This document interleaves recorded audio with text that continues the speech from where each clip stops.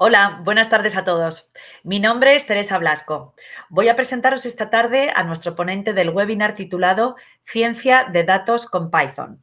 Será impartido por el ponente Alan Sastre. Este webinar, como sabéis, está enmarcado dentro del programa Conecta Empleo de Fundación Telefónica y os lo ofrecemos como complemento a la formación que ya estáis recibiendo a través de nuestra plataforma. Antes de empezar, me gustaría saludar a todas las personas que nos siguen, no solamente desde España, sino también desde otros 9 países de Latinoamérica. Como sabéis, la dinámica del webinar es que ahora, cuando termine de presentarlo, Alan empezará su charla y al final de la charla contestará a las preguntas que hayáis ido haciendo en el chat durante su intervención. Si os parece, paso a presentaros al ponente de hoy. Su nombre es Alan Sastre, es ingeniero informático, tiene más de 10 años de experiencia laboral y actualmente es el CTO, Chief Technical Officer, que es el director de temas tecnológicos y científicos en Media Room Solutions. Además, es formador en áreas como desarrollo web, Big Data e inteligencia artificial y colabora en múltiples programas de formación en diferentes empresas. Bueno, Alan, nuevamente muchísimas gracias por participar con nosotros en este programa de formación en Conecta Empleo.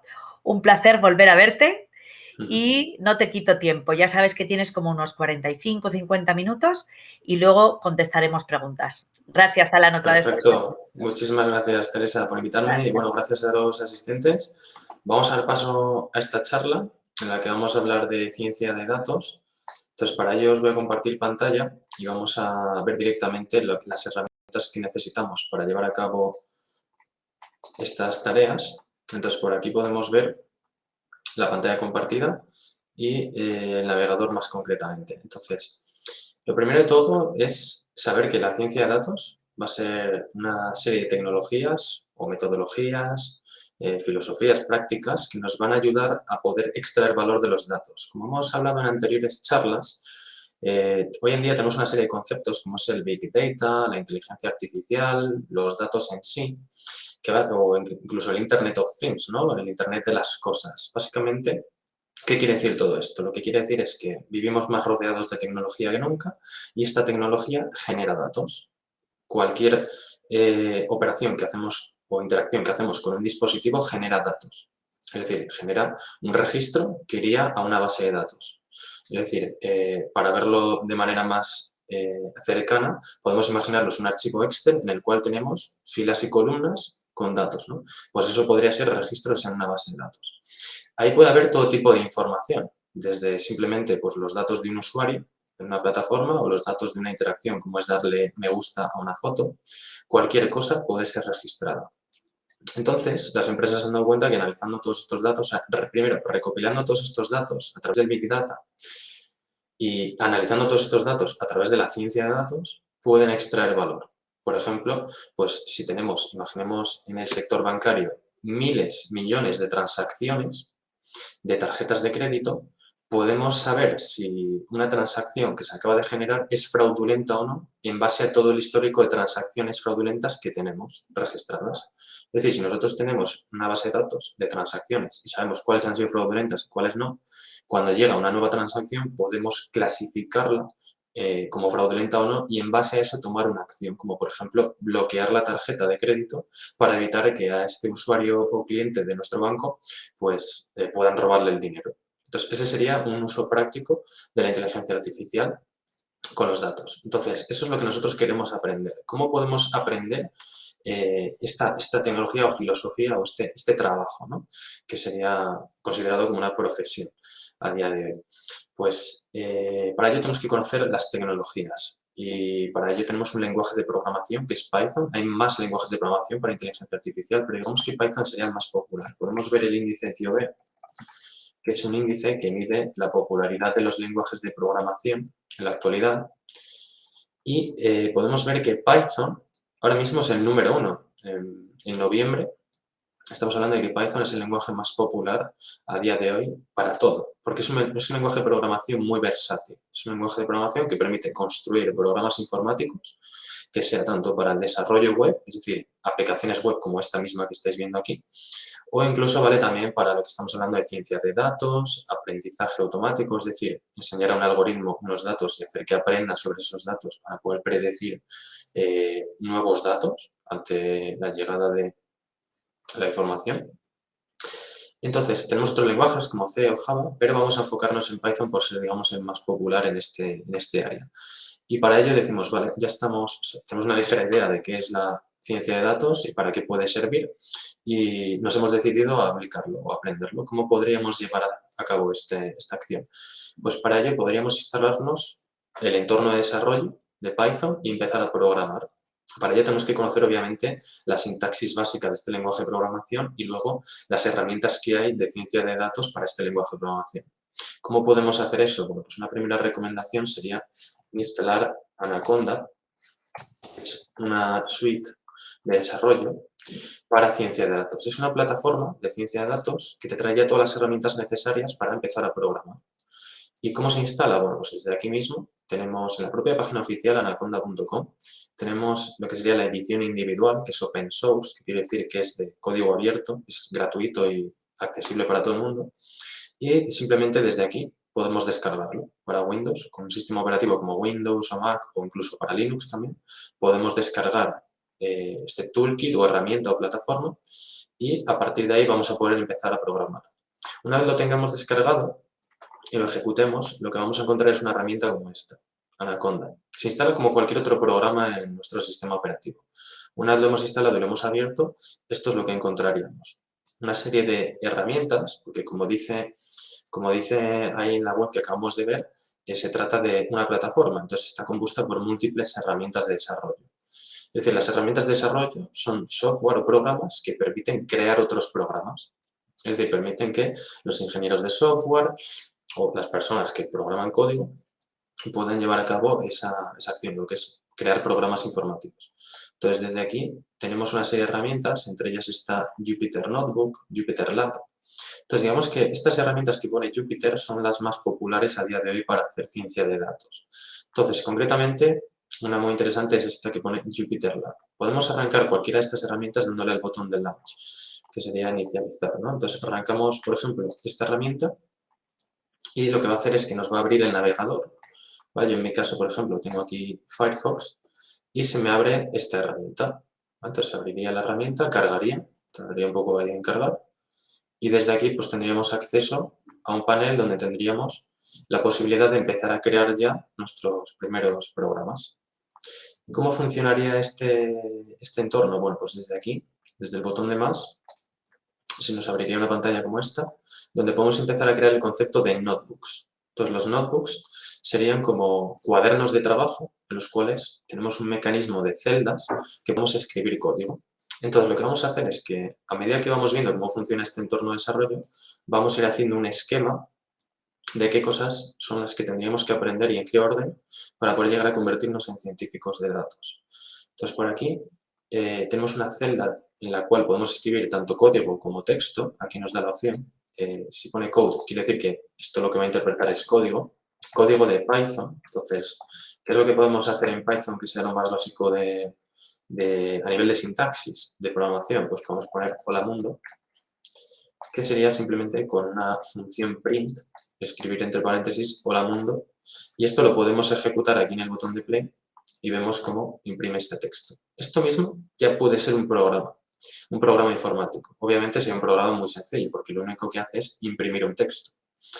¿Dónde? Pues en la salida estándar, que en este caso es esta celda. Esto se podría imprimir en una interfaz de usuario, se podría imprimir a través de una terminal, se podría imprimir en muchos sitios, ¿no? Es decir, mostrar este texto. En este caso, este mecanismo de celdas lo que hace es que te permite escribir código y ver el resultado de ese código aquí mismo. Entonces, eso hace que sea muy cómodo para la ciencia de datos, porque en la ciencia de datos lo que hacemos es cargar unos datos y realizar operaciones sobre los mismos, es decir, transformarlos, cambiar un formato numérico, un formato texto a formato numérico, o transformar una fecha, o realizar una suma, una operación aritmética. Cualquier operación que vayamos a hacer con los datos, pues lo podemos hacer y ver aquí mismo en una celda y ver si está bien o no, lo cual pues nos simplifica mucho el proceso de desarrollo. No tenemos que estar compilando un programa, esperando ciertos segundos a que termine, viendo el resultado en otro sitio. Básicamente, Python es un lenguaje interpretado, que quiere decir que cada línea de código se lee y se ejecuta al mismo tiempo. No es como, por ejemplo, otro lenguaje como Java, que se compila. Hay un proceso intermedio en el cual el lenguaje se convierte a un código que va a poder ser luego leído por la máquina. Aquí directamente se hace todo eso a la vez. Entonces, esto puede facilitar mucho el desarrollo porque nos ahorra esa fase intermedia de compilado. Pero eso ya son detalles internos de cómo funcionan los lenguajes de programación. No necesitamos conocerlos para programar ahora mismo. Entonces, aquí lo que tenemos es la sintaxis más básica de Python. A partir de aquí, ya es cuando podemos empezar a hablar de qué cosas necesitamos saber, ¿no? Entonces, lo bueno de estas celdas es que se pueden desplazar hacia arriba y hacia abajo, por lo tanto, puedo ordenar mi código como si estuviera trabajando con un Word de texto y puedo escribir texto. Puedo poner aquí sintaxis Markdown, que es un formato de texto en el cual vamos a poder escribir encabezados. Por ejemplo, un encabezado se podría poner con hashtag y poner contenidos y simplemente si lo ejecutamos nos queda un título.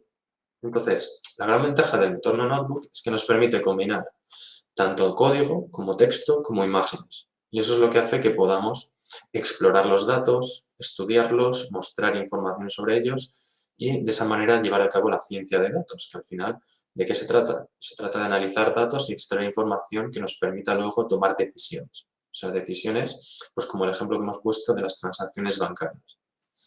Entonces aquí, si queremos agregar más celdas, tenemos el botón de más. Para seguir trabajando necesitaremos más celdas o simplemente estando fuera con la tecla B podemos agregar las celdas que necesitemos. Entonces, por ejemplo, si quisiera, bueno, aquí puedo mover ahora esto, si quisiera seguir escribiendo más texto, pondría Markdown y aquí podemos hacer como un índice de qué puntos clave necesitamos aprender para ser científicos de datos. Entonces, en primer lugar, tendríamos que aprender la sintaxis de Python. Entonces, la sintaxis de Python estaría compuesta por una serie de elementos como es conocer los tipos de datos. Vamos a ir escribiéndolos aquí y esto luego será pues, como un índice de pasos a seguir, ¿no? Como una receta de, oye, pues tenemos que aprender esto, luego esto y de esa manera podemos llegar a tener un conocimiento de cómo utilizar esta tecnología para hacer ciencia de datos. Entonces, en primer lugar, tenemos que saber que existen diferentes tipos de datos. No es lo mismo un texto que un número o que un valor booleano, que sería verdadero o falso, o que una fecha, por ejemplo. Entonces, existen diferentes tipos de datos. Ahora veremos algún ejemplo. Entonces, conviene conocer qué son los tipos de datos, ¿no? Los tipos de datos, luego tenemos las variables, que es cuando asignamos un valor para trabajar con él. Entonces, podemos crear una variable que sea, por ejemplo, número, y le ponemos aquí pues el valor 4, por ejemplo. Entonces, esto sería una variable. ¿Qué me permite hacer esto? Pues trabajar más adelante con esa variable. Entonces, aquí lo imprimo, vemos que imprime el número 4. Si yo al número le sumo un valor, que sea 5, nos da 9, ¿no? Aquí vemos que nos da 9. Pero es una variable que no es más que un contenedor de información, por así decirlo, en el cual yo guardo un valor cualquiera, que en este caso es un número, pero podría ser un texto o podría ser un valor booleano, como decimos, o sea, un tipo de dato cualquiera, y podría hacer operaciones con él. Y las operaciones los hago por medio de operadores. Los operadores, en este caso aquí tenemos un operador aritmético tipo suma, porque lo que está haciendo es sumar un número. Si esto lo cambio por un guión, sería una resta, y entonces 4 menos 5 nos daría menos 1. Esto ya son operaciones aritméticas, entonces podemos hacer todo tipo de operaciones con las variables. Y eso se hace por medio de operadores. También se pueden hacer más tipos de operadores, en los cuales se podría llegar a comprobar si un número es igual a otro. Por ejemplo, operadores de comparación, que dice, oye, ¿este número es igual a este? Pues nos dice falso, porque 4 no es igual a 5, entonces te imprime falso. Si por lo que sea aquí cambiara esto, vuelvo a ejecutar la celda, con control intro estoy ejecutando las celdas, o si no con el botón de play las ejecuto. Si ejecuto esto ahora nos dice true, que es verdadero. O sea, que quiere decir que estos dos números, o sea, esta variable sí que es igual al valor 5. Entonces, con los operadores podemos hacer desde operaciones aritméticos, de comparación, lógicos. Hay diferentes tipos de operadores en función de las operaciones que queramos realizar, básicamente. O sea, nos permite realizar operaciones con la información. Después lo que tendríamos sería que existen las funciones. O sea, estamos haciendo como un resumen de los aspectos de la sintaxis de Python que necesitaríamos conocer para poder llevar a cabo operaciones de ciencia de datos. Lo bueno de estos aspectos que estamos comentando, tipos de datos, variables, operadores, funciones, es que una vez los hemos aprendido, constituyen los fundamentos y bases de cualquier otro lenguaje de programación. Por lo tanto, si una vez aprendemos un lenguaje de programación como es Python, luego aprender cualquier otro nos va a resultar más sencillo. ¿Por qué? Porque en otro lenguaje de programación también existen los tipos de datos, también existen las variables, también existen los operadores, las funciones, etc. Lo único que cambiará es la forma en la cual se escriben. Entonces, la complejidad o barrera de entrada de aprender programación es la primera vez. En el momento que aprendemos una vez qué elementos componen un lenguaje de programación, luego nos va a ser mucho más fácil aprender cualquier otro lenguaje. En la actualidad existen muchísimas tecnologías, aquí lo hemos visto, ¿no? Existen muchos lenguajes de programación donde cada uno tiene fortalezas y debilidades en función del contexto, ¿no? Pues unos son más idóneos para aplicaciones web, otros son más idóneos para Big Data, otros son más idóneos para ciencia de datos, otros son más idóneos para interactuar con bases de datos, etc. O sea, cada lenguaje de programación pues servirá más para una cosa o para otra. Otros gestionarán mejor la memoria, permitirán hacer un uso más exhaustivo de la memoria y así optimizar más los recursos informáticos que se utilizan a la hora de crear una aplicación. Básicamente lo que tienen en común es que todos van a permitir crear programas informáticos. Los programas informáticos van a ser pues, aplicaciones o conjuntos de algoritmos que van a resolver un problema. Entonces, hoy en día estamos rodeados de programas informáticos, tanto en nuestro móvil como en nuestro ordenador, donde cada uno sirve para un propósito. Entonces, todo eso es creado por los ingenieros de software o ingenieros informáticos con este tipo de lenguajes. Entonces, cada uno servirá pues, para una cosa en concreto. Entonces, lenguajes como Python o Java son multiparadigma, multipropósito, es decir, que sirven para muchas cosas. Entonces, aprender un lenguaje que sirve para muchas cosas es una buena apuesta. Y más si es de los lenguajes más populares hoy en día, ¿no? Porque tiene mucha salida laboral. Se puede ver claramente, si vamos a un portal como InfoJobs o cualquier otro y buscamos ofertas de trabajo para Python o para Java, pues se va a ver que tienen muchas ofertas, contrastado a lo mejor con un lenguaje que igual no sea tan popular, ¿no? Entonces, por aquí podemos ver que hemos hablado de los operadores, también las funciones. ¿Qué son las funciones? Las funciones es cuando hemos desarrollado un código, o sea, una serie de líneas que realizan algo, un comportamiento, y queremos reutilizarlas. Es decir, queremos repetirlas varias veces para, por ejemplo, saludar a una persona. Aquí pone hola mundo, ¿no? Si queremos crear una función que imprima un saludo, pues voy a poner aquí saludar. Esta sería la sintaxis en Python para crear una función. ¿Y una función qué es? Es un bloque de código que va a poder ser reutilizable. Es decir, cada línea que vemos aquí es una instrucción. Entonces, nosotros podemos tener 3 o 4 instrucciones que llevan a cabo un proceso, ¿no?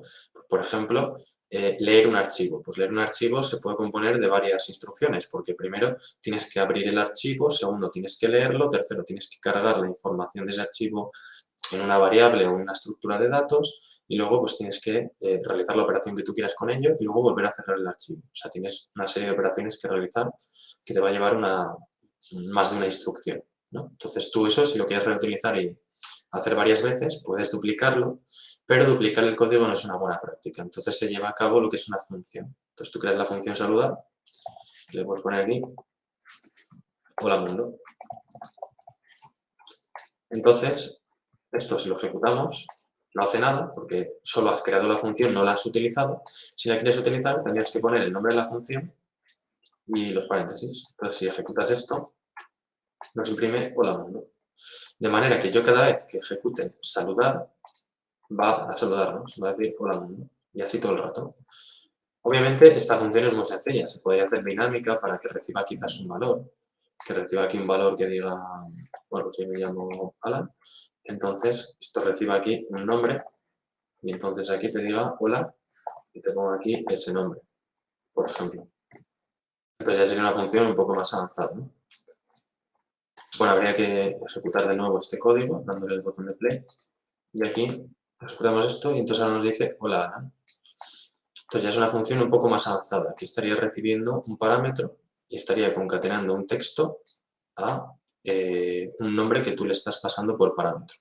De manera que si aquí en vez de poner Alan ponemos Teresa, pues entonces, si lo ejecutamos, nos va a dar hola Teresa y así con cualquier nombre. O sea, esta función sería un programa, una función dinámica en la cual tú, cada vez que le envías un nombre, pues va a saludar a ese nombre en concreto, ¿no? Y podría hacer muchas más cosas, obviamente, tendríamos que programarlas. Pero la idea de las funciones es reutilizar el código. Es decir, no tener que estar utilizando esta línea de código todo el tiempo, sino que mediante una función pues podemos invocar ese código todas las veces que queramos sin necesidad de duplicarlo. Porque si el día de mañana hay que realizar un cambio en ese código, pues querremos hacerlo en un solo sitio y no en 50 sitios a lo largo de un programa.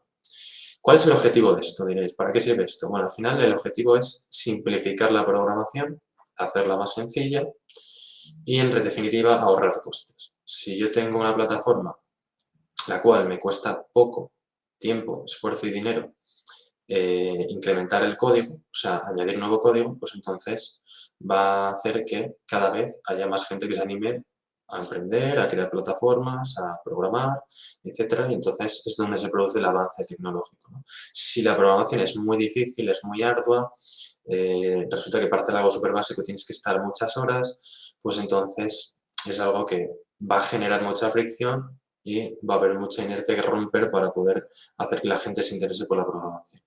Entonces, por eso se crean lenguajes como Python que hacen que la sintaxis sea lo más sencilla posible y que puedas crear programas realmente complejos con poco esfuerzo. Entonces, eso hace que se rompan esas barreras y que cada vez más gente aprenda a programar. Entonces, lo siguiente que tenemos después de las funciones es poder llegar a empezar a estudiar lo que sería, por ejemplo, las estructuras de datos. Las estructuras de datos es cuando nosotros trabajamos con una variable puede ser un nombre, o un nombre, por ejemplo, aquí podemos poner un nombre, ¿vale? Que pongas name, esto puede ser un nombre. Aquí no hace nada porque simplemente estoy asignando un valor. Si queremos que lo imprima, pues tendríamos que crear a lo mejor otra celda en la cual pongamos ese name y entonces nos lo imprime aquí. Entonces, ¿qué pasa si tenemos que trabajar con más de un nombre a la vez? Si tenemos que trabajar con una lista de DNIs, de correos o de números de teléfono. Imaginemos que estamos queriendo hacer una campaña de marketing donde tenemos un listado de emails de nuestros usuarios y queremos enviarles a todos un correo a la vez. Claro, si yo aquí tengo un correo, pues esto es solo un correo, pero si quiero tener más de uno a la vez, ¿cómo lo hago? Pues ahí es donde entran en juego las estructuras de datos, que es simplemente como variables, pero que permiten almacenar más de un dato a la vez. Entonces, un ejemplo de estructura de datos podría ser, lo podemos crear aquí, una lista de nombres. Voy a llamar names, y entonces aquí crearíamos una lista de nombres. En vez de poner uno, ponemos dos, tres, separados por comas, envueltos entre corchetes. Eso sí, porque es la manera que tenemos de decirle a Python que queremos una lista. Entonces vamos a poner Alan, Teresa, podemos poner aquí más nombres, Yolanda. Entonces, esto sería una estructura de datos. Pero si queremos ver esa estructura de datos, simplemente imprimimos names. Entonces ya tenemos aquí una lista de nombres. ¿Qué podríamos hacer con esto? Pues de momento ahora mismo solo estamos imprimiendo estos nombres, pero la idea es llegar a poder hacer algo como ciencia de datos, ¿no? Que tengamos un listado de datos, los cuales podemos crear un modelo predictivo, el cual nos permita pues, llegar a predecir un dato en base a los otros datos. Por ejemplo, que es lo que habíamos dicho de las transacciones. Pues para eso necesitamos estructuras de datos. Necesitamos tener un registro, o sea, un montón de datos que poder enseñárselos a un algoritmo y así generar un modelo predictivo. Ese modelo predictivo podría predecir desde el precio de una casa, a si un email es spam o no es spam, a si una transacción es fraudulenta sí o no, o cualquier cosa que nos propongamos, ¿no?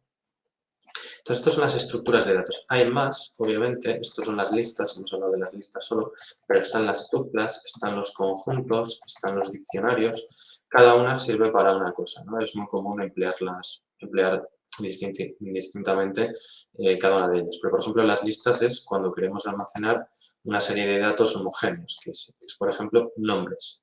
Las tuplas sería cuando queremos almacenar datos heterogéneos, por ejemplo, un nombre, una edad, pues a lo mejor una variable booleana, si está dado de alta o de baja, ¿vale? O sea, verdadero o falso. Entonces, todo eso queremos tenerlo en una misma estructura de datos, entonces podremos utilizar una tuple. Luego tenemos conjuntos, diccionarios, entonces digamos que cada una serviría para una cosa. Entonces, con esto, poco a poco, vamos obteniendo lo que son las piezas que nos van a permitir trabajar con la información. No olvidemos de dónde venimos de los datos. Y los datos es el eje central de todo lo que estamos hablando, ya sea Big Data, Internet of Things, ciencia de datos, como el propio nombre indica, incluso el propio desarrollo web y las aplicaciones web, todo trabaja con datos. Entonces, esto, nos preguntamos, ¿para qué sirve todo esto? Pues esto sirve para poder procesar esos datos. O sea, esto es las herramientas que te van a permitir procesar los datos. Es como cuando vamos a un taller y vemos herramientas por todos lados, ¿no? Entonces tenemos un coche y tenemos herramientas que permiten hacer cosas con ese coche, ¿no? Ajustarlo, prepararlo, hacerlo, construirlo, hacer que funcione, etc. Bueno, pues aquí lo mismo. Digamos que el coche sería aquí, en nuestro caso, nuestro programa informático que resuelve un problema y las herramientas del mecánico, pues sería esto que estamos hablando. Los tipos de datos, las variables, los operadores, las funciones, las estructuras de datos, todo lo que estamos comentando ahora mismo serían las herramientas que necesitamos para construir un programa informático o lo que sería en el símil del taller, pues un coche, ¿no? O preparar un coche a punto. Obviamente no estamos construyendo el coche desde cero porque nos están dando ya muchas cosas. Entonces, al igual que un mecánico no va a construir el coche desde cero, le traen un coche ya hecho, tendrá que adaptarlo, hacer cosas, ajustarlo, etcétera, ¿no? Entonces, bueno, nosotros sí que podemos construir los programas desde cero, pero lo idóneo es que utilicemos cierto código que ya viene predefinido. O sea, ahí es donde entran en juego las librerías, y es de lo que vamos a hablar ahora a continuación. Librerías o bibliotecas, se les suele llamar librerías, bibliotecas, frameworks, podemos llamarlo herramientas, como queramos llamarlo. Bueno, herramientas ya le he llamado a esto, son los elementos mínimos de un lenguaje de programación. Esto es código o programas que ya han hecho otras personas y que nosotros podemos integrar o utilizar para crear otros programas y ahorrarnos trabajo, básicamente. Básicamente, acortar procesos, es de lo que va esto, ¿no? Es decir, en vez de reinventar la rueda una y otra vez, ¿por qué vamos a estar creando un software de conexión a base de datos una y otra vez si ese software ya ha sido creado por otra persona y se utiliza en millones de proyectos hoy en día? No tiene sentido estar creando eso una y otra vez, sino que se crea un estándar, se crea una herramienta que ya hace eso y que todo el mundo la utiliza y que se va mejorando por la comunidad poco a poco y la han testeado millones de personas, entonces tiene mayor calidad que si la haces tú solo en tu casa y la testeas en 2 horas, ¿no? Si esto lo ha desarrollado ya una comunidad de desarrolladores y ya miles de horas de desarrollo y de testeo, pues siempre va a ser mucho más óptimo que cualquier cosa que te dé tiempo a hacer a ti por separado, ¿no? Ahora hablaremos de esas librerías. Más cosas que sí que considero importantes de aprender a nivel de sintaxis Python y ya pasamos a ver el tema de las librerías, que es lo realmente importante. Hemos hablado de funciones, las estructuras de datos, luego tenemos las estructuras de control. Estos son una serie de elementos sintácticos o palabras reservadas del lenguaje que lo que nos van a permitir, voy a ponerlo aquí como una sublista, es llevar a cabo, evaluar una condición y entonces, digamos, romper el flujo de ejecución tradicional, el cual es secuencial. Es decir, un programa cuando se ejecuta línea a línea, ¿vale? De arriba a abajo, se ejecuta instrucción a instrucción desde el comienzo hasta el final. Ahora, ¿qué pasa si nosotros queremos repetir o hacer que algo se repita 100 veces o un número de veces determinado? O evaluar si se cumple una condición, ejecuta una cosa y si no se cumple, ejecuta esta otra. Es decir, ¿qué pasa si queremos llevar a cabo una ejecución condicional o iterativa, básicamente? Pues necesitamos algo más que lo que hemos visto. Entonces necesitamos lo que son las estructuras de control. Entonces tenemos las estructuras de control condicional, que consiste en evaluar si algo es verdadero o falso. Entonces hago esto o hago esto otro. Y pues el programa en ese caso no se habría ejecutado secuencialmente, sino que habría un salto, se habría saltado una línea que es la que se habría dicho que si algo es falso que no se ejecute eso y se ejecutaría otra, entonces ya tenemos como una bifurcación en el código. Entonces aquí en las estructuras condicionales tenemos if, el if, else. Entonces tenemos diferentes estructuras para hacer eso, ¿no? Esto si lo traducimos pues sería si esto, entonces hago esto, si no, hago esto otro. Luego tenemos las estructuras iterativas o de repetición, iterativas o de repetición, como tenemos los bucles for o los bucles while. Estos son bucles que lo que permiten es iterar un número de veces sobre un código. Es decir, imaginemos que lo que tenemos es una lista de emails, como hemos dicho antes, y queremos enviarles a todos un email. Entonces, no tiene sentido, imaginemos que tenemos 100 emails, no tiene sentido repetir 100 veces el código para enviar un email, sino que repetimos el mismo código 100 veces, o sea, y ejecutamos el mismo código 100 veces para los 100 emails, sin necesidad de duplicar el código 100 veces. Simplemente lo ejecutamos 100 veces, el mismo código, sin duplicarlo.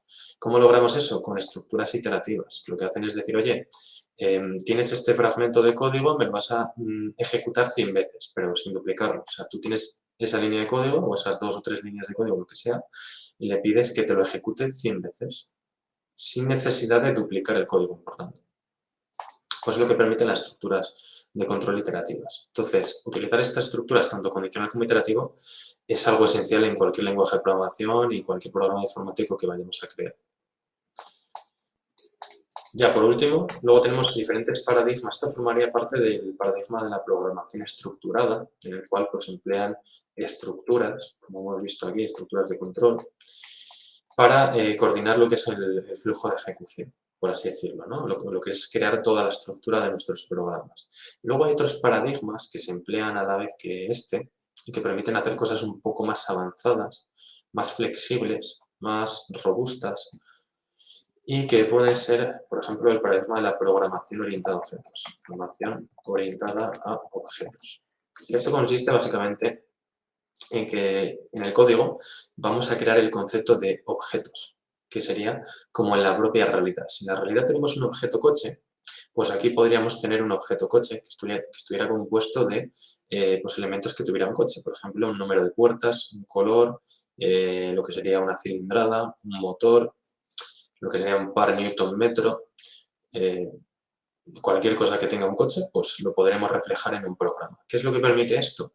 Lo que permite es hacer que en la programación podamos llevar a cabo programas que sean similares a los conceptos de la realidad, para que todo sea más sencillo y no se convierta todo en algo abstracto que no entiende nadie, sino que tratemos de hacer que la realidad esté en la programación ya, lo que va a ayudar a que cualquier persona solo con leer el código, que además esto es un código de alto nivel, o sea, alto nivel quiere decir que está cercano al ser humano, al lenguaje natural, que vemos que sería inglés, ¿vale? Podemos escribir los identificadores que inventamos nosotros, los podemos poner en español o los podemos poner en inglés, pero las palabras del propio lenguaje, como es def o los métodos como print, que imprime, todo va a estar en inglés.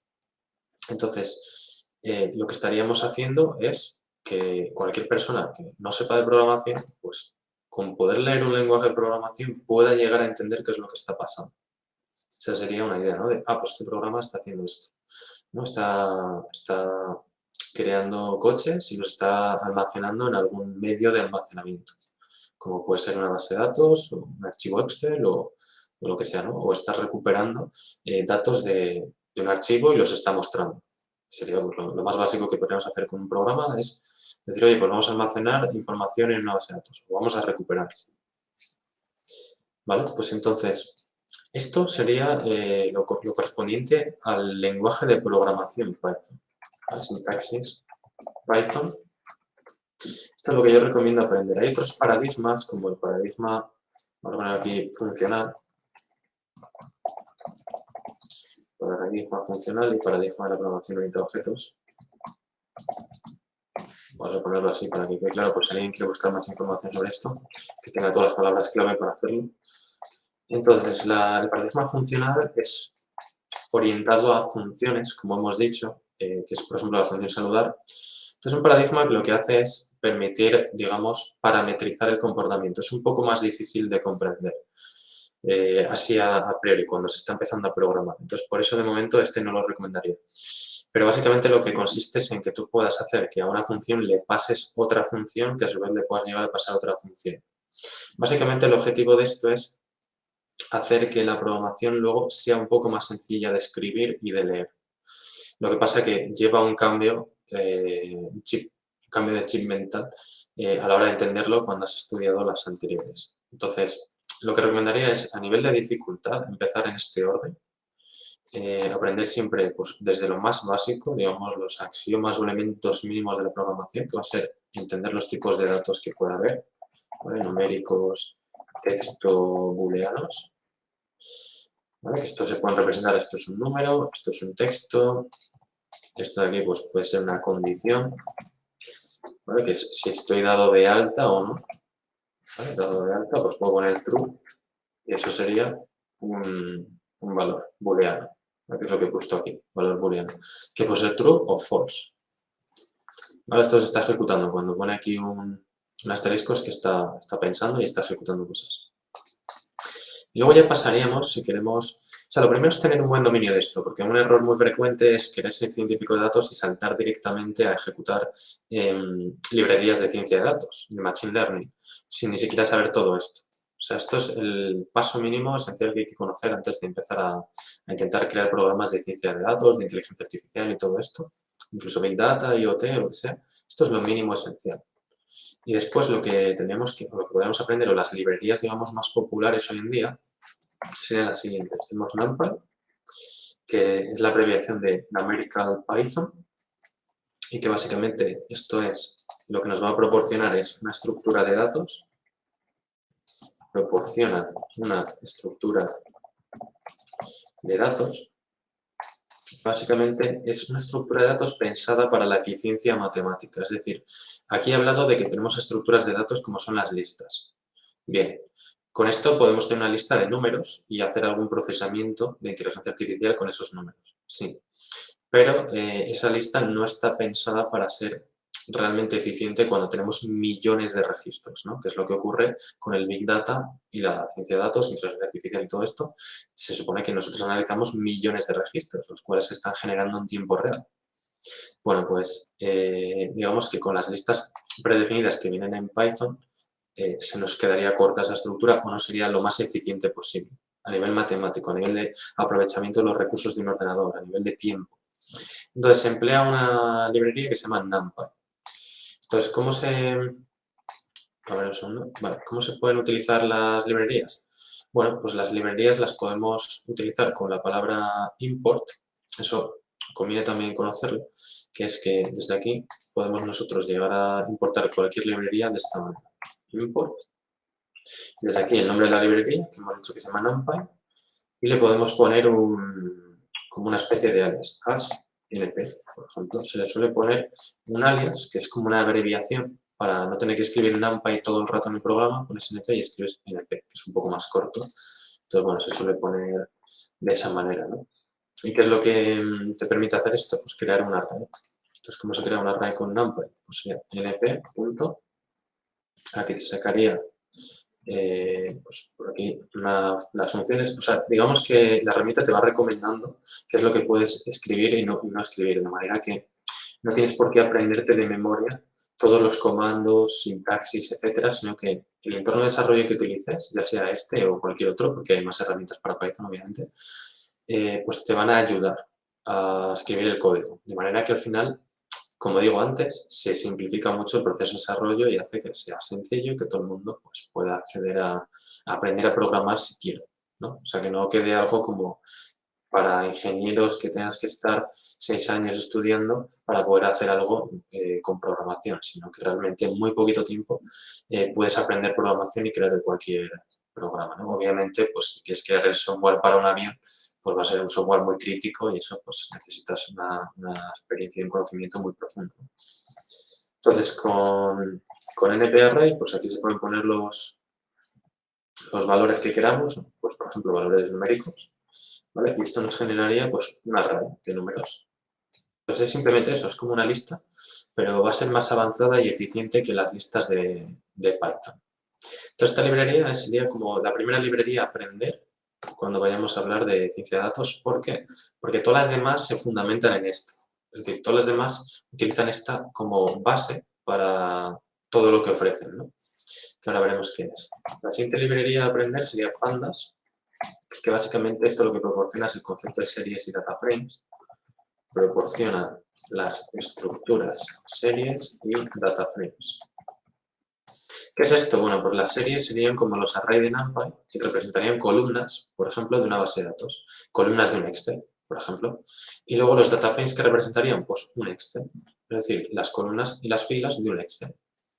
Entonces, esta librería Pandas es como la Biblia de la ciencia de datos, porque lo que permite es cargar un CSV, cargar un Excel, cargar cualquier archivo que queramos donde hay datos y empezar a analizarlos. ¿Cómo podemos hacer eso? Pues podemos hacerlo aquí en una celda. Tengo aquí un archivo CSV, entonces lo que podemos hacer es decir, bueno, pues vamos a leer un archivo, ¿no? Para ello importamos pandas, como hemos hecho con NumPy. Vamos a hacer import pandas as pd. PD sería como la abreviación que le damos a pandas para no tener que escribir pandas todo el rato. Ejecutamos esta celda en el botón de play o control intro y a partir de aquí podemos ir escribiendo más código. Por ejemplo, pd. Y aquí vemos que hay una serie de funciones que empiezan por la palabra read, que ya con el nombre nos estaría diciendo que lo que va a hacer es leer datos. Y aquí tenemos una función read CSV, read Excel, read HDF, HTML, JSON. O sea, tenemos diferentes formatos para almacenar datos, ¿no? Entonces, nosotros podríamos leer desde aquí lo que sería un CSV. Entonces, tengo un CSV aquí, o un Excel, si tenemos un Excel podemos leerlo, ¿no? Entonces, que se llama tips.csv, ¿no? Entonces, tenemos tips.csv. Entonces, con esto leeríamos ese archivo y lo cargaríamos aquí en un concepto de data frame. O sea, los data frames serían como una estructura que tiene filas y columnas. Entonces, las columnas comparten un índice común, por así decirlo. Entonces, ¿cómo funciona esto? De la siguiente manera. Aquí tengo mi CSV. Este es el CSV.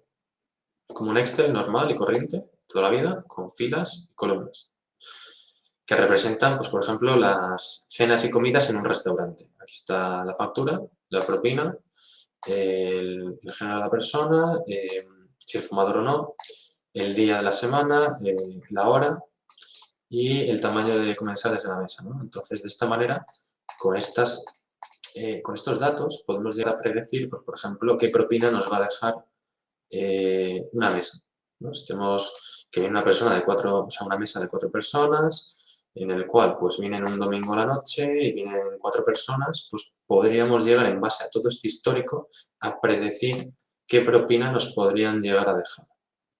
Siempre, obviamente, con un margen de error, no tiene por qué ser exacto, ¿no? Todo dependerá de los algoritmos de Machine Learning que empleemos, habrá algunos más precisos, otros menos precisos, pero con algo tan sencillo como es algo cotidiano, ¿no? De salir a cenar o a comer, pues con esos datos se podría llegar a aplicar inteligencia artificial, que es predecir si esta mesa nos va a dejar propina o no y cuánto. Bueno, pues con pandas se cargaría de esta manera, con read CSV, ponemos el nombre, o sea, a nivel de código es que es una línea de código. Básicamente no es muy costoso cargar esto aquí. Y aquí ya es donde podemos empezar a analizar estos datos.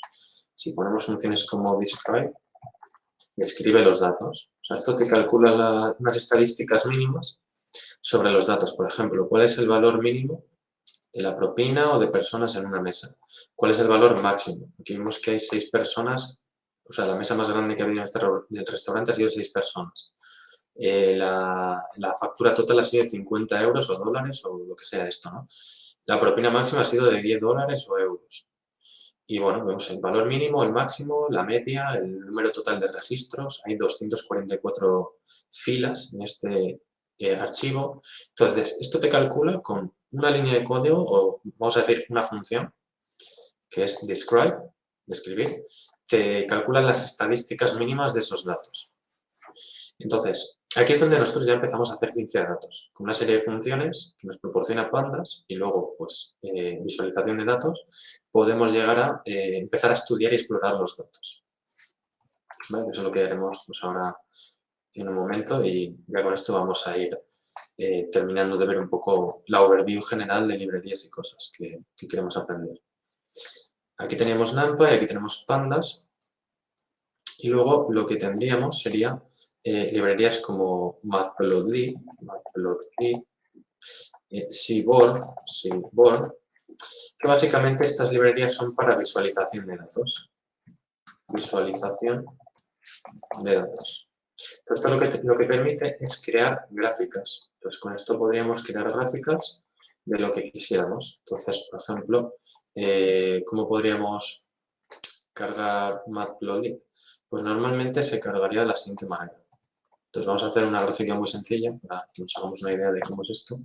Matplotlib.pplot as plt. Entonces, esta es un poco más complicada de escribir porque es un paquete y esto sería pues como un módulo de ese paquete, que es lo que queremos utilizar.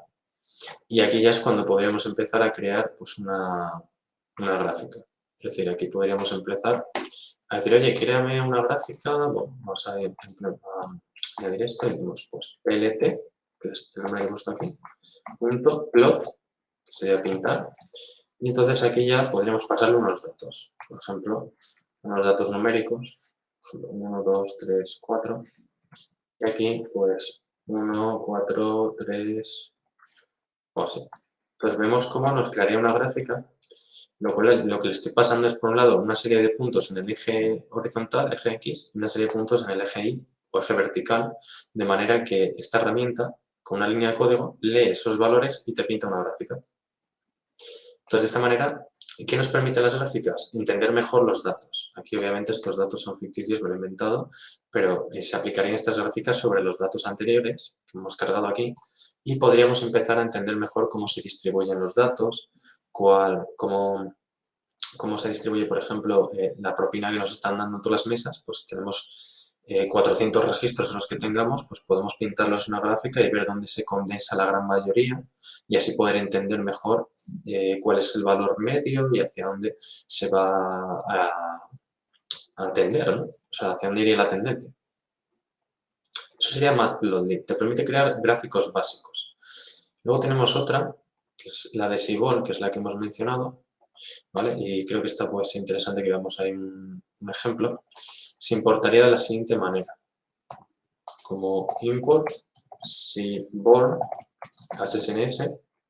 Sabemos que es todo el rato la misma estructura, lo único que cambia es el nombre de la librería en concreto.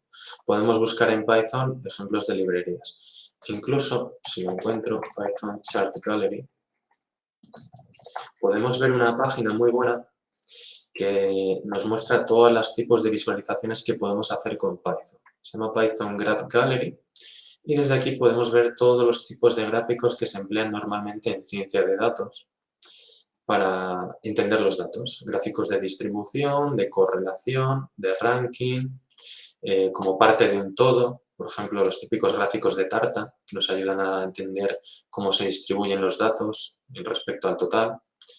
De evolución, gráficos de línea, ¿no? O de área que permiten ver la evolución, por ejemplo, del precio de una acción.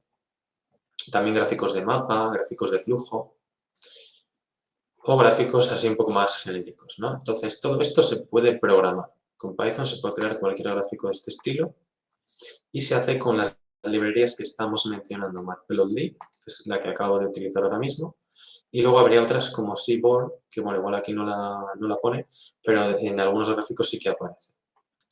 ¿Vale? Entonces, y aquí te explica exactamente para qué sirve cada tipo de gráfico, es decir, ¿qué te permite a ti hacer este gráfico? Bueno, pues te dice que consiste en un círculo dividido por sectores que te va a permitir representar pues, cuál es la información sobre un todo, ¿no? Cómo se representa y un poco pues, ver los puntos más críticos o la información más abundante dentro de lo que estás analizando, o la categoría más abundante, ¿no? Dentro de lo que estás analizando. Entonces, con esta página podemos estudiar los diferentes tipos de gráficos que hay, lo cual es algo esencial para la ciencia de datos, que es lo que nos ayuda a entender los datos. Y ya para ir terminando, vamos a comentar también que teníamos aquí Seaborn as SNS. Vale, pues vamos a hacer simplemente un breve ejemplo de cómo pintar, pues, por ejemplo, SNS Displot, que sería como un histograma, vamos a mirarlo, parecido, en el que ponemos una columna del data frame. Esto ya puede ser igual un poco más complicado si no se ha hecho nunca, que básicamente es simplemente representar visualmente una columna. Es decir, nosotros en el data frame, en nuestro Excel o CSV, tenemos la columna propinas. y queremos representar esos datos en una gráfica. Entonces aquí vemos una gráfica con el eje X es el valor que adquiere la propina y el eje Y es el número de ocurrencias, ¿no? Por así decirlo. Entonces vemos que la gran mayoría se condensa entre 2 y 4 euros, ¿no?, de propina. Entonces esto nos ayuda a entender mucho mejor los datos, porque si tú tienes un Excel de 1 millón de registros, haciendo scroll no te vas a enterar de nada. En cambio, pintando una gráfica que al final se hace con una línea de código, lo cual es bastante sencillo, lo que pasa es que hay que conocerlas, la librería, saber un poco cómo ejecutar estos códigos, pues vas a poder mostrar una distribución de esos datos y entenderlo mucho mejor, e incluso suavizarlo un poco más con algunos parámetros. Esto te pintaría como una curva de densidad que te ayuda a entender un poco mejor cómo se distribuyen los datos, o poner como una especie de alfombra que te saque aquí donde se repiten la gran mayoría de datos, que es estas líneas pequeñas aquí vemos que se concentran más. Entonces vemos que la gran mayoría de datos se concentra entre 2 y 4 euros o incluso antes de 2 euros. ¿Vale? Entonces con Seaborn, pues con una línea de código podemos llegar a estudiar los datos e entenderlos mucho mejor. Y se podrían hacer muchas más cosas. Entonces, para no enrollarme mucho más, simplemente vamos a hacer un breve resumen y ver cuál sería lo siguiente. Esto sería librería, bibliotecas, frameworks, y ya avanzaríamos con la última, que es Scikit-learn. Scikit-learn o incluso TensorFlow. Estas ya son librerías para Machine Learning o Deep Learning, que serían librerías que lo que van a permitir es crear modelos predictivos. Es decir, con estas librerías que hemos visto, lo que hacemos es tratar los datos, transformarlos, analizarlos, comprenderlos, conocerlos, etc. Y cuando todo eso está hecho y los datos están preparados, ya es cuando saltamos a otras librerías un poco más avanzadas, como son Scikit-learn o TensorFlow, que lo que nos van a permitir es crear modelos predictivos con el objetivo de, pues, predecir si una transacción es fraudulenta o no, clasificar un email como spam sí o no, o predecir el precio de una casa o un salario en base a una posición, a una categoría profesional, etc. Entonces, esas serían las librerías ya de Machine Learning, que serían las más avanzadas. Entonces, el error común que tiene mucha gente es tratar de empezar por aquí. Entonces, claro, esto es lo más complicado. Entonces, si te metes aquí sin saber todo esto de atrás, pues evidentemente pues va a haber frustración porque es complejo, ¿no? Entonces, mi recomendación sería arrancar estudiando la sintaxis Python, que sería todo esto que vemos aquí, y luego empezar a estudiar las librerías o frameworks que hay para Python, y concretamente en este orden, porque es, digamos, como desde lo más básico a lo más complejo. Entonces, tratar de empezar por aquí lo veo un poco error, y es algo a lo que tiende igual mucha gente cuando quiere ser científico de datos de la noche a la mañana, intentando empezar por aquí. Entonces, lo mejor es siempre empezar por aquí. Luego, obviamente, estas librerías son para ciencia de datos. Ciencia de datos. Pero hay más herramientas para otras cosas diferentes, ¿vale? Como puede ser para el tema de desarrollo web. Desarrollo web o de software, vamos a poner desarrollo. Con esto terminamos, de desarrollo general de aplicaciones software, o vamos a poner desarrollo web o backend. Vale, pues para esto ya tendríamos otras librerías como puede ser Django y Flask. Hay más, pero bueno, digamos que estas son como las más populares. Estos son frameworks que permiten crear aplicaciones web, que sería pues otra rama más de la programación, ¿no? O sea, por un lado tenemos la ciencia de datos, por otro lado el desarrollo web, etc. Por otro lado la ciberseguridad, o sea, tenemos muchas áreas de conocimiento dentro de lo que es la informática o el software, ¿no?, en general. Entonces, este sería como la overview general de lo que hemos explicado, ¿no?, que es simplemente pues un panorama general de la ciencia de datos en Python. Entonces, cualquier duda, pregunta que pueda surgir relacionada con Python o programación en general, pues podemos comentarla ahora. ¿Vale? Voy a parar aquí la pantalla y podéis escribir por el chat. De esa manera, pues podemos ir resolviendo dudas, ideas, cualquier cosa que pudiera surgir, y así pues verificamos pues un poco cuál sería el camino correcto, ¿no?, para encaminar esa duda. O no sé si habéis trabajado alguna vez con Python y queréis comentar algo en concreto. Vamos a ver qué nos dice la gente.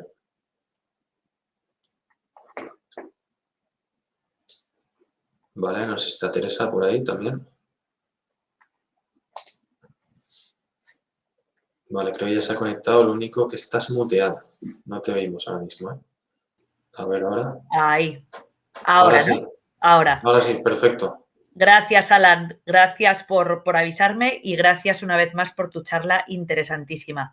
Vamos a dar un poquito de tiempo a ver si hacen alguna pregunta. Y Vale, si no, sí. mientras tanto, déjame decirte que me has dejado loca con lo de poder calcular la propina. La propina de una mesa. Eso me ha dejado impresionada, he de decir, nunca me hubiera imaginado semejante aplicación, semejante utilidad, ¿no? O sea, puede ser desde cualquier cosa que nos imaginemos, lo más básico, o sea, el tema es si tenemos los datos, si tenemos esos datos, se puede llegar a predecir con una función matemática, poder calcular qué es lo que pasará ante una nueva entrada de datos. Es decir, por ejemplo, en el caso de las propinas, claro, tienes que tener ese histórico. Obviamente, Claro, un restaurante cuando toma una reserva, todo eso queda registrado en una base de datos. Entonces, puede claro. llegar a predecir el precio, ¿no? Si al final tiene almacenado cuánto dinero se ha gastado, pues puedes saber en qué momentos, cuándo gastan más dinero sus clientes. Uh-huh. Y en base a eso hacer predicciones. No, eso es De, impresionante. incluso La predicciones, verdad de, por que, ejemplo, de cuánto personal puede necesitar, ¿no? Dice, oye, es que claro, resulta que los sábados estamos a tope y mira, necesitamos otra persona más. Entonces sí, claro. tiene muchos usos. Exactamente en qué franja horaria y qué días y cuando ocurren una serie de cosas, porque me imagino que esos datos se hacen con los datos que ha acumulado el propio restaurante, Claro, pero supongo que si además mezclas eso con las temperaturas que hacía, con si llovía o no llovía, y si había una claro. determinada obra cerca que hacía que tuvieras dificultades para aparcar cerca, yo qué sé, ¿no? Sí, Me sí, sí, imagino sí. que si empiezas a meter más variables, ¿no? Efectivamente. De todas Eh, maneras, siempre el trabajo del científico de datos es encontrar el equilibrio, porque claro, si empezamos a cargar con mucha información es posible que metamos mucho ruido que haga que los algoritmos predictivos pues se confundan más. Eso puede ocurrir. Entonces, siempre el trabajo del científico de datos es, vale, tenemos toda esta información, la cual se almacena en una base de datos, un lago de datos, uh-huh, que suele ser también un concepto. Entonces, esa información tiene que tratarla de tal manera para decir, bueno, pues vamos a preparar la información de tal manera que los algoritmos la entiendan a la perfección y sean capaces de predecir. Ese es el gran trabajo realmente, tratar los datos, no claro. realizar las predicciones, sino que tratar los datos y ponerlos bien, etiquetarlos, dejarlos bonitos para que los algoritmos los entiendan, eso es el mayor trabajo que le va a llevar a un proyecto de datos. Sí. Es lo De que hecho, más yo tiene que ver. creo, Alan, lo hablamos ya en otro webinar sobre este tema, que decíamos, ¿no? Antes de saltar directamente al análisis de los datos, es muy importante hacer muy bien las preguntas que tú quieres que los datos te Claro, contesten, ¿no? ¿Qué claro, es exactamente efectivamente. lo que quiero saber? ¿Qué es lo Porque, que claro, necesitamos medir? Todo. O sea, la infraestructura para recopilar esos datos. Pero muchas veces se quiere aplicar ciencia de datos, etcétera, sin ni siquiera saber qué es lo que quieres responder. Entonces, a ver, la ciencia de datos sí que busca patrones y puede responder preguntas que no nos hemos hecho antes. Pero para ello tienes que tener una base mínima, que es, oye, ¿qué es lo que, hacia dónde queremos ir, ¿no? ¿Qué es lo que queremos llegar a predecir o en base a qué? Tienes que tener un mínimo conjunto de datos que puedas capturar, pues en el caso del restaurante, pues mediante la reserva y luego pues la factura correspondiente, ¿no? De cuando haya pagado el cliente y tal, pues todos esos datos se pueden registrar. Y a partir de ahí, pues luego estudiar y ver qué se podría llegar a predecir, que ese es el trabajo que haría el científico de datos. claro, claro. Sí, porque imagino que es muy tentador, ¿no? En el momento de ponerte a analizar determinadas cosas, meter muchas variables, ¿no? Cuanta más información, mejor. Claro, en cuanto más información mejor, pero luego sí es cierto que también puede meter más ruido y hacer que... Piensa que también los algoritmos tienen que aprender esos datos. Entonces, cuantos más datos y más variables hay, más tiempo tardan en aprenderlos. Entonces, claro, tú puedes tener un algoritmo ahí aprendiendo datos y a lo mejor se tira un día entero aprendiendo esos datos para que luego pueda hacer predicciones. Entonces, cuanto más Claro, información hay, imagínate una infraestructura como Google, YouTube y todas estas, que tienen millones y millones de datos, claro, poder llegar a entrenar algoritmos para hacer predicción, pues les tomará muchísimo tiempo. Entonces, tienen que tener una infraestructura muy potente. Por eso es que se entrenan en GPUs, que son tarjetas gráficas. Es decir, por eso los fabricantes de semiconductores y tarjetas gráficas están teniendo tanto auge. Si miras la bolsa, Nvidia, AMD y todas estas empresas están subiendo como un cohete ahora mismo. Por eso, porque todas las grandes empresas están haciendo uso de inteligencia artificial y los recursos necesarios para ejecutar esa inteligencia artificial son las GPUs, que es lo que hace que vaya todo más rápido. Claro. Entonces, Oye, y Alan, para las personas que nos escuchan, decías, has comentado varias veces, ¿no? Que hay mucha oferta en el mercado laboral sobre este Python, sí, tema y especialmente en el caso de Python, que parece que es el lenguaje como más utilizado, ¿no? como Con lo cual más popular, sí. el más demandado también.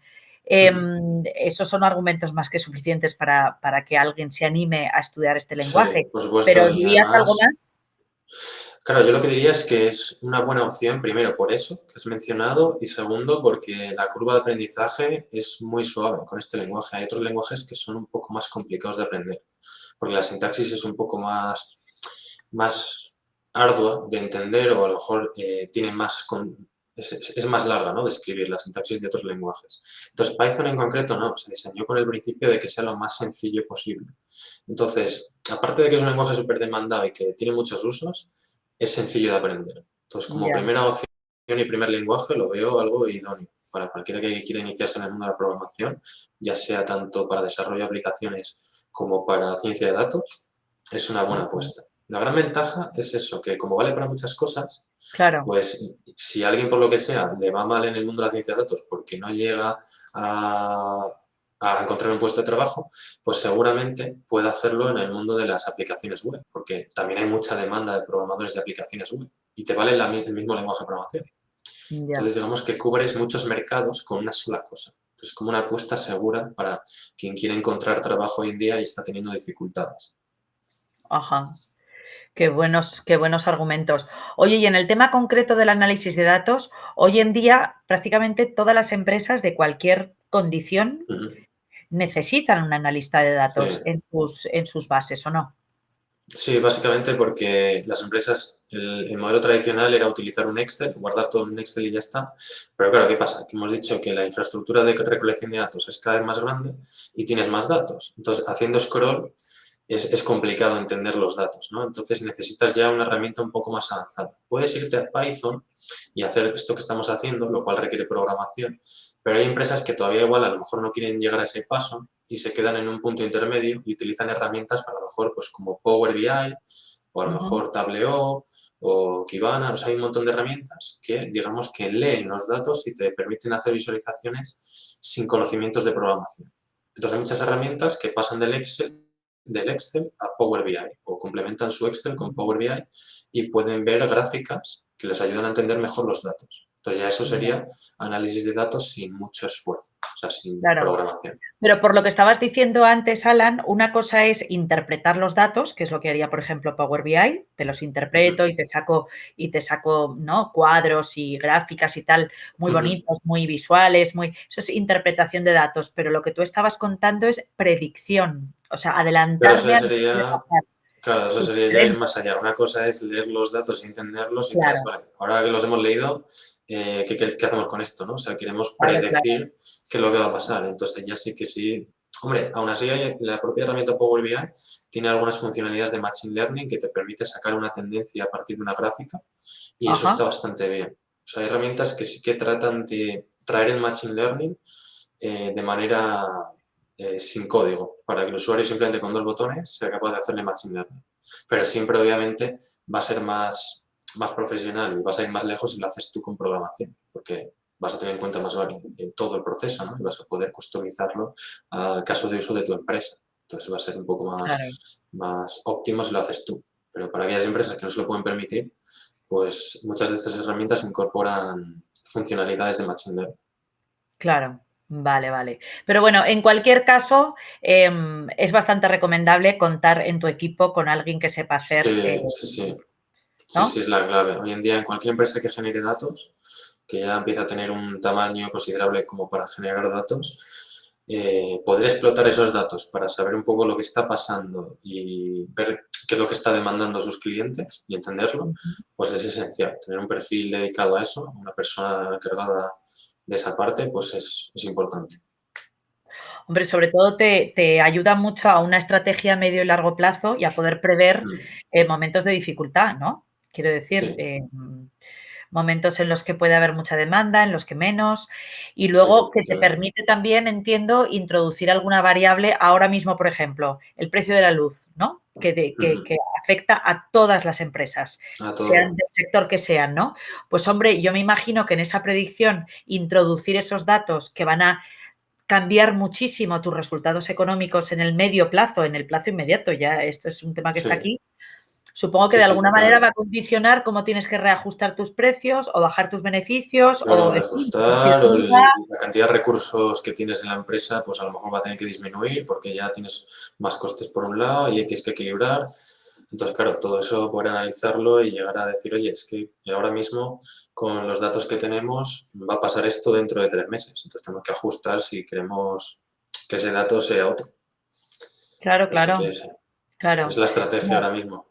la verdad que es una herramienta fundamental y tal como la cuentas, ¿no? Es verdad que la Mm, sencillez, ¿no? El que te permita no replicar mm. el código, ¿no? Que decías que era algo muy Sí, importante, ¿no? El, sí, como buenas prácticas, siempre hay una serie de buenas prácticas, que es hacer que el código sea legible como si fuera pues, un texto que pueda leer cualquier persona, no repetir código. O sea, hay una serie de buenas prácticas o convenciones de código limpio, que se llama, para que el código que estás desarrollando sea de calidad y que luego sea sencillo, que tenga menos costes, su mantenimiento y evolución. Esa es la claro. idea principal, ¿no? Y Que luego muy básicamente sí. importante. Ah, perdona, Alan. Sí, nada, lo que iba a decir era que si el código es muy complejo, que esto es algo que puede llegar a ocurrir, eso va a tener mayor coste y al final puede llegar un punto en el que el proyecto deje de ser rentable. Entonces, claro, si tú empiezas un proyecto al principio, obviamente es pequeño, pero conforme va creciendo, si pasan 5 años y el código se hace de mala manera, llega un punto en el que ya no es rentable ese código, porque introducir nuevos cambios es muy costoso. Entonces, eso hace que muchas empresas puedan llegar a tener que rehacer su aplicación desde cero y incurriendo en una cantidad de costes, pues increíble, ¿no? Claro, claro. Oye, y luego de tu charla destacaría, que me ha parecido muy importante, empezar a aprender por el principio, ¿no? Y Sí, darte el efectivamente, tiempo necesario para aprender efectivamente, por el principio, no querer correr demasiado, saltarte unos eso cuantos es. pasos y al final, ¿no? Eso me parece que es importante como lección un poco casi de vida, Sí, ¿no? Pero en este para caso, lección de vida, cualquier cosa que queramos hacer, lo mejor es primero tener esa overview o ese resumen principal, que es lo que hemos hecho aquí, y ujú, decir, vale, ¿qué es lo que hay y en qué orden y cuánto tiempo toma esto? Porque esto no se aprende de la noche a la mañana y no puedes pretender acortar pasos. Lo mejor es que lo estudies a tu ritmo, en el tiempo que necesitas, pero desde el principio y en orden, porque si no, ¿qué es lo que pasa? Que te encuentras con gente que luego tiene muchas lagunas. O sea, claro, saben ciertas cosas, saben un poco de esto, un poco del otro, pero tienen muchas lagunas y a la hora de la verdad pues no son capaces de hacer un programa en condiciones. claro, Entonces, conviene, y luego están perdidos, no saben cómo hacerlo, ¿no? Entonces, claro, la idea es que si tienes un buen resumen, o sea, una buena, como, esto es como el Google Maps, ¿no? Te pone una buena ruta en la cual tú puedes seguirla, pues si tienes esa ruta, pues solo ya es cuestión del tiempo que te tome realizarla. Pero tienes la ruta y sabes por dónde tienes que ir, no estás perdido. pues Alan, de verdad, muchísimas gracias por resumir así, ¿no? Como puntos importantes de tu charla y añade lo que quiera o lo que quieras o corrige lo que quieras. Merece la pena estudiar Python, merece la pena saber hacer esta interpretación de los datos porque es un puesto muy demandado y que todas las empresas en mayor o menor medida van a necesitar, o sea que animaros a estudiarlo. Incluso Tiene para mayores todo. utilidades, ¿no? Incluso ya un ejemplo, sin ni siquiera para el ámbito profesional, sino las finanzas personales mismamente. Si llevas un Excel con todos tus gastos, eso lo puedes analizar ahí con gráficas y poder entender un poco mejor qué es lo que está pasando. O sea, mismamente, para cosas tan sencillas como esa, te puede valer. O sea, tiene utilidad para todo. Efectivamente. Muy bien. Y luego, pues, no querer correr, estudiar las cosas desde el principio, entenderlas correctamente y luego, en la medida de lo posible, utilizar los códigos más sencillos posibles porque te van a permitir un mejor Sí, mantenimiento a largo plazo. la navaja de Ockham, ¿no? Al final, entre varias soluciones, elegir la más sencilla siempre.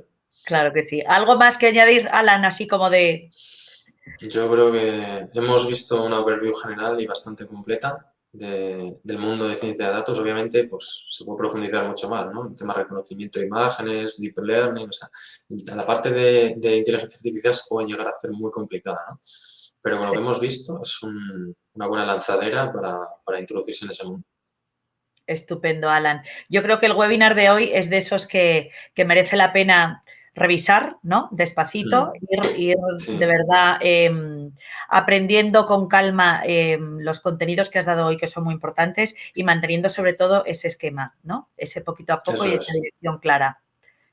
eso Nos es. quedamos con eso entonces, Alan. Muy bien. Muchísimas gracias otra vez por tus clases que son tan claras y tan fáciles de seguir a pesar de la dificultad técnica de los temas Claro, que hablas. la programación ya empieza a complicarse, no es hablar Sí, de lo que está pasando, pero tienes la habilidad de contarlo de una forma que se puede entender. Así que gracias por bueno, eso y muchas gracias por gracias, participar con nosotros pues una vez más. genial. Muchas gracias por Seguimos más invitarme y por adelante. estas charlas y A nos usted. vemos en la siguiente, sí, yo Nos contar vemos en conmigo la para siguiente. las que hagan falta. Será un placer, como Genial, siempre, Alan. Gracias y gracias a bueno, todos los que genial. nos seguís. Un Que abrazo. vaya muy bien. Un abrazo, hasta luego. Adiós.